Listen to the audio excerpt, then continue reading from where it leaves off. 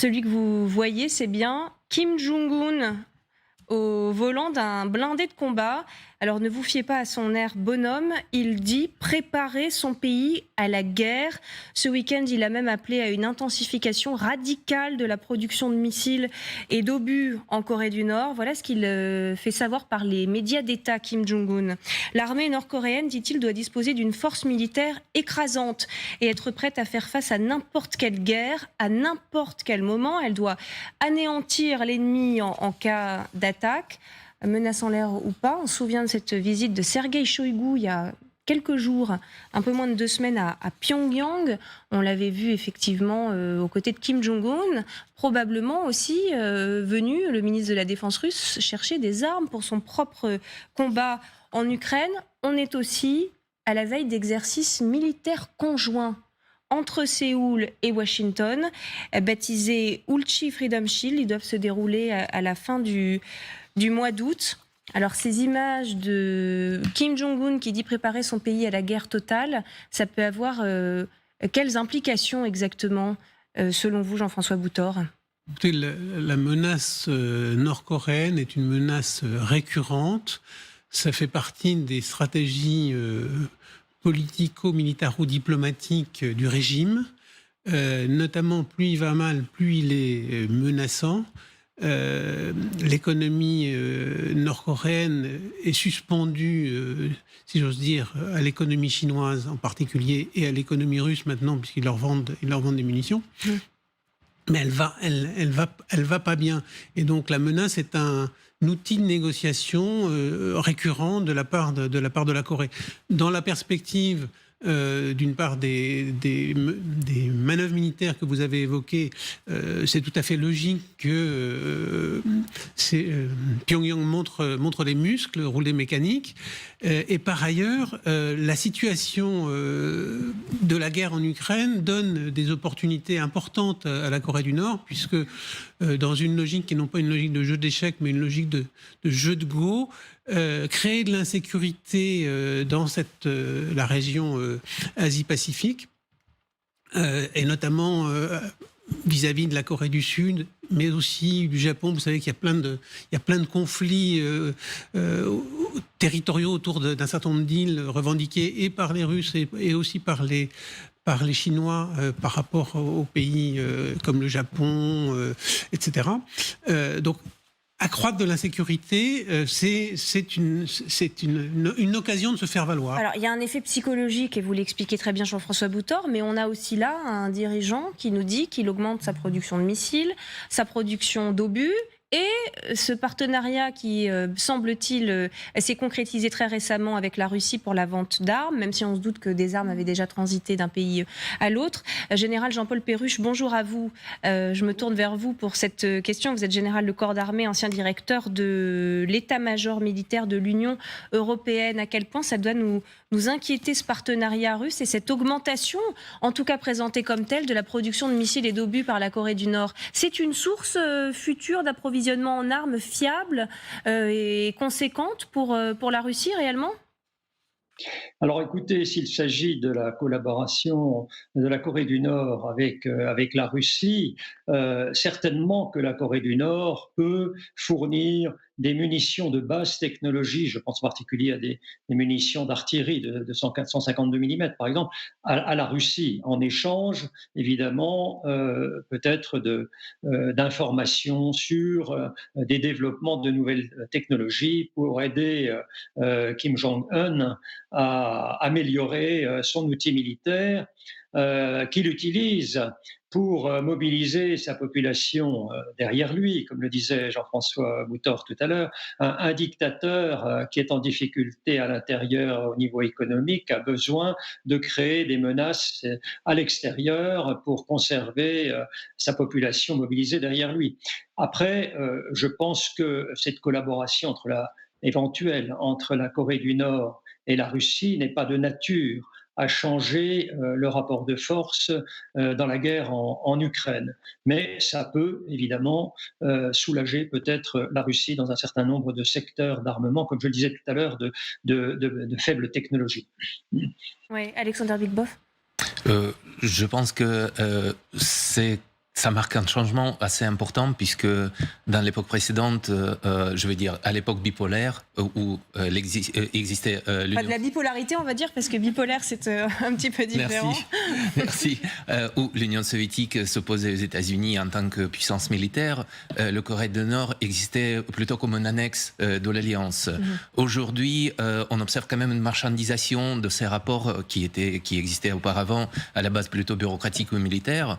Et donc, le fournissement des armes à la Russie, probablement en échange de l'alimentation ou d'autres moyens de l'existence de la population, c'est quelque chose de nouveau qui remonte dans un certain sens le Corée du Nord en tant qu'acteur plutôt autonome. Ouais. Ce sont deux pays aujourd'hui au banc de certaines nations, pour la Corée du Nord beaucoup et pour la Russie un peu moins mais beaucoup aussi, qui soutiennent en fait, qui s'épaulent l'un l'autre. C'est ça aussi qui est inquiétant à la Poédie. Oui, la Russie qui ne s'est pas engagée dans cette guerre pour la guerre de la durée, c'était d'abord l'opération spéciale d'une semaine voire 3 jours pour prendre Kiev, et comme aujourd'hui ça prend du temps et il leur faut des munitions, il leur faut des armements aux Russes pour quand même continuer la guerre parce que Poutine ne pense pas d'arrêter comme ça, et ils se sont aperçus qu'ils n'ont pas les moyens, ils n'ont pas encore leur industrie stratégique militaire qui peut répondre aux besoins de l'armée russe. Donc ils se tournent vers tous les partenaires entre guillemets qui peuvent fournir peu importe quoi, les munitions, les armes, les armes aussi individuelles, etc. Donc la Corée du Nord représente un intérêt parce qu'ils produisent beaucoup, leur économie et tourne autour justement de la production militaire.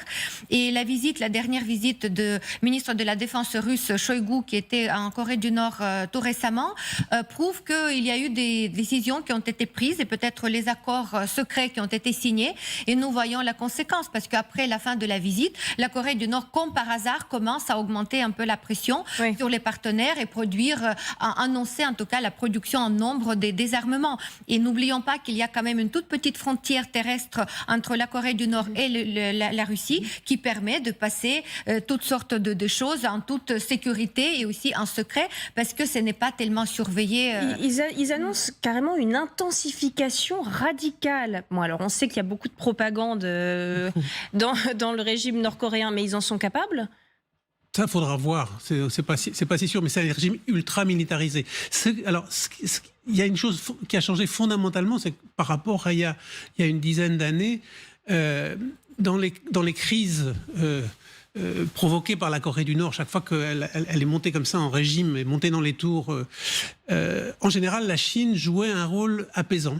C'est-à-dire quand Washington et Pékin s'entendaient, il y avait un jeu entre Washington et Pékin pour ramener le dirigeant nord-coréen à des propos plus raisonnables et des attitudes plus raisonnables, parce que de toute façon, ce régime est suspendu à l'aide alimentaire. Vous l'avez évoqué tout à l'heure, Alexander. Il a besoin de recevoir du grain, parce que sinon, c'est la famine qui est endémique dans ce pays.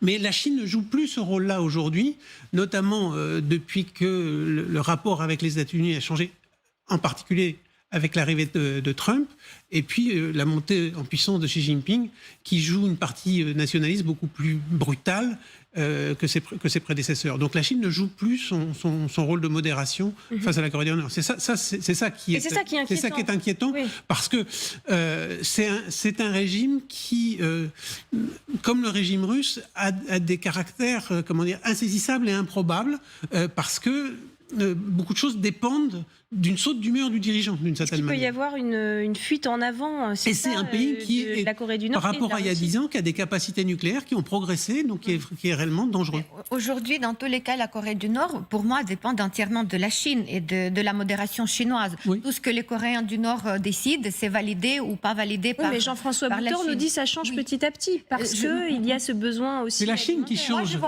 C'est l'utilisation de la Chine de la Corée du Nord par la Chine qui change. C'est pas que la Corée du Nord soit plus autonome, elle a raison, c'est que la Chine joue un jeu différent avec la Corée du Nord maintenant. Oui, parce que la Chine dans son jeu millénaire de rester l'empire du milieu et ne pas prendre aucun parti de conflit, elle veut rester indépendante, mais tout en influençant le marche du système en entier. Donc la Chine, elle veut peut-être soutenir la Russie par la Corée du Nord, parce que les Chinois directement, ils savent qu'ils risquent trop gros de perdre quand même les contrats suite à des sanctions imposées éventuellement par les partenaires américains ou les partenaires européens. Donc, ils font des choses avec l'aide de la Corée du Nord. Mais c'est un petit jeu qui est quand même transparent et assez visible. Nous savons très bien que les Coréens du Nord, ils dépendent d'une manière alimentaire. Leur survie, tout simplement, dépend de Chinois. S'ils n'ont pas de riz, ils vont mourir tous parce qu'ils ne produisent rien. Oui, mais on dit aussi que maintenant, la Russie va leur fournir des céréales en échange de ces armes. Voilà, ça veut dire que ces accords sont en marche.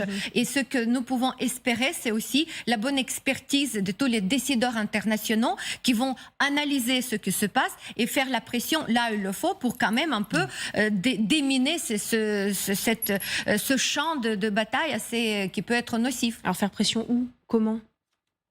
Jean-François Boutor, oui, non, mais c'est la question. Faire la pression sur la Chine. Vous savez, c'est assez facile aujourd'hui de faire la pression sur la Chine. La Chine est complètement dépendante des marchés américains. Elle fait 85% de son commerce extérieur avec les États-Unis et aussi 75%. En fait, l'Europe est son client au niveau de 75%. Donc c'est vrai que la Chine est dépendante des États-Unis. Mais il faut y aller, il faut avoir les décisions politiques. Et comme nous rentrons dans la période assez fragile américaine, la période avant les élections, donc on va voir les tergiversations et aussi les volontés des uns et des autres aller dans ce sens. Oui, un mot, Arsène Sabaïev. Oui, je pense que la question coréenne, finalement, elle est assez secondaire là-dedans, parce que le régime, on le connaît, il est totalitaire. Ça en dit beaucoup plus sur le chemin que prend le régime russe. Et le fait que le régime russe se rapproche d'un régime totalitaire, moi en tout cas je le perçois de façon très dangereuse. Le fait que Shoigu se rende là-bas, qu'il soit reçu avec les honneurs, c'est dangereux. Le fait que, par exemple, Prigojine est appelé à ce que la Russie devienne la Corée du Nord pendant 10 ans, qu'on ferme les frontières, qu'on envoie 10 millions de Russes se battre. Moi, c'est plus le changement de la Russie qui me fait peur, en tout cas. C'est inquiétant, c'est ce que vous dites, réellement inquiétant.